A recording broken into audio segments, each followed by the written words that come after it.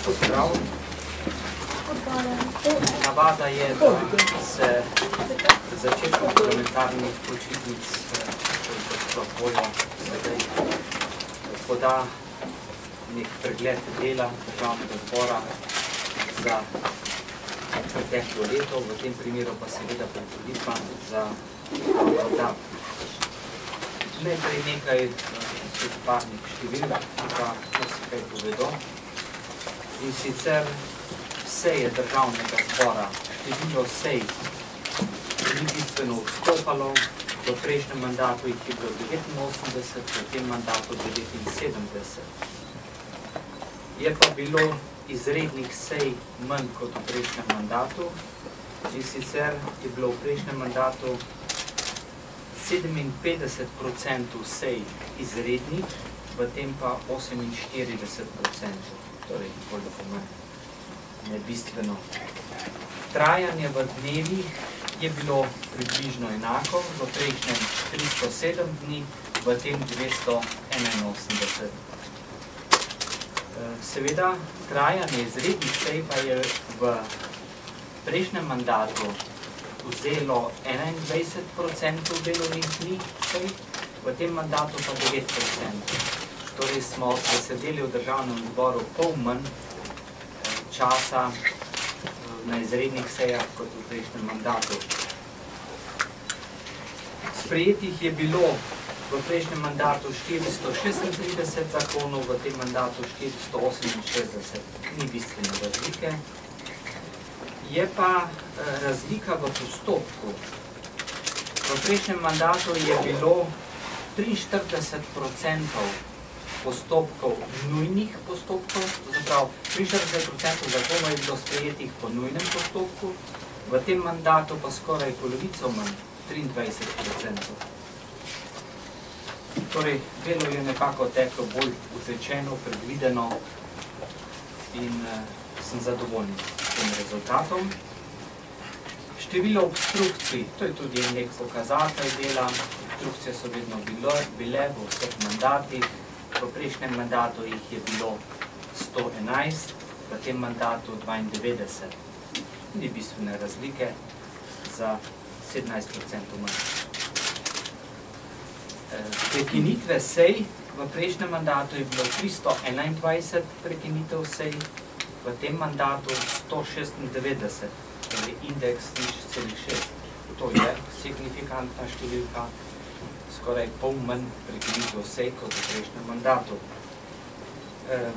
V tem mandatu smo tudi začeli beležiti prekinitev sej na račun neudeležbe vlade, predstavnika vlade pri začetni obrazložitvi zakona, katere predlagatelj je vlada. In takih prekinitev, kjer smo čakali na ministra ali državnega sekretarja, je bilo 24. V prejšnjem mandatu se to ni registriralo, tako da se ne da primerjati. Je pa verjetno vzrok teh prekinitev bil to, da smo prišli na tekočo obravnavo točk, tako da če je recimo prejšnja točka bila zaključena 1 ali 2 uri prej, kot je bilo predvideno, smo nadaljevali z naslednjo in verjetno je bilo tudi to razlog, da niso predstavniki vlade pravočasno prihajali in smo jih potem čakali 24krat. Amandmaji, število amandmajev je bilo v letošnjem, oziroma v tem mandatu nekoliko manjše. V prejšnjem mandatu 14.587, v tem mandatu 11.600, torej indeks 0,8.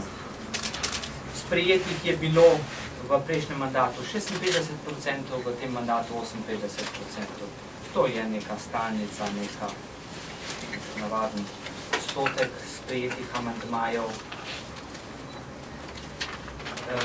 Je bilo pa v tem mandatu precej več amandmajev, ki so jih vlagali poslanci sprejeti. V prejšnjem mandatu je bilo 32% poslanskih amandmajev sprejetih, v tem mandatu 44%.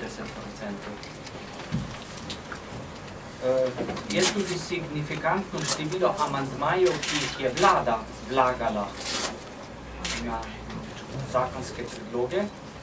V prejšnjem mandatu je bilo takih amandmajev 2661, v tem mandatu pa 258, torej 10-krat manj amandmajev je v tem mandatu vlagala vlada kot v prejšnjem. Procent teh amandmajev, ki jih je vlagala vlada, pa je nekako, procent sprejetih amandmajev pa je nekako isti. V prejšnjem mandatu 71%, v tem mandatu 78% vladnih amandmajev je bilo sprejetih. Interpelacije v prejšnjem mandatu so bile 4, v tem mandatu 3.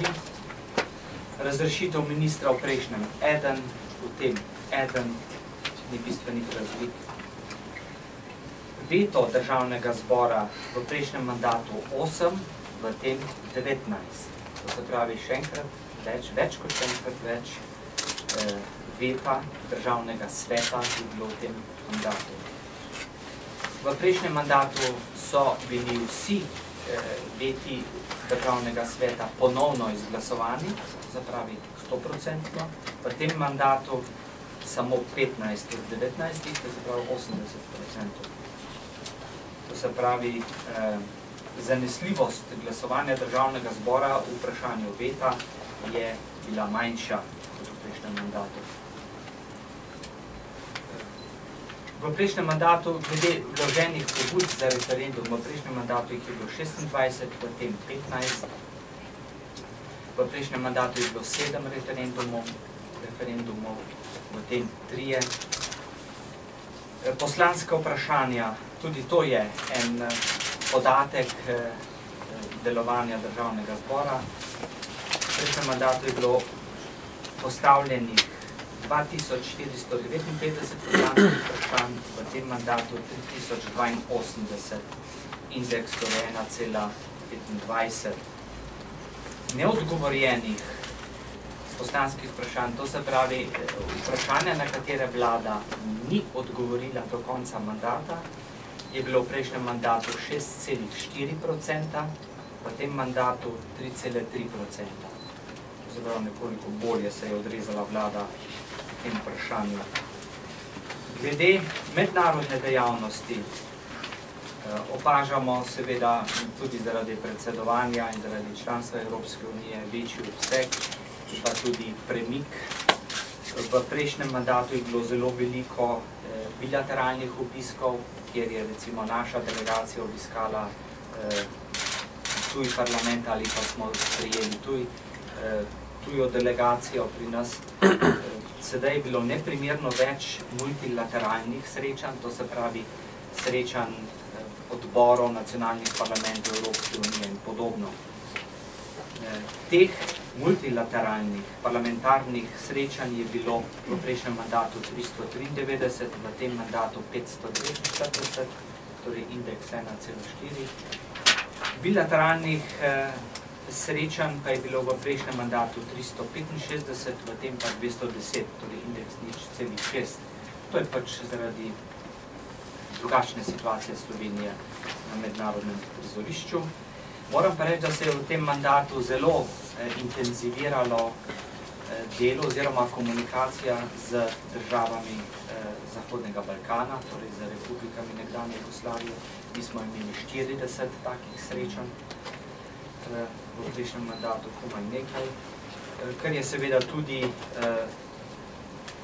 nekako odziv na priložnost, ki nam jo je predsedovanje nudilo, da smo izpostavili problematiko Zahodnega Balkana in to problematiko ohranili na dnevnem redu evropske politike.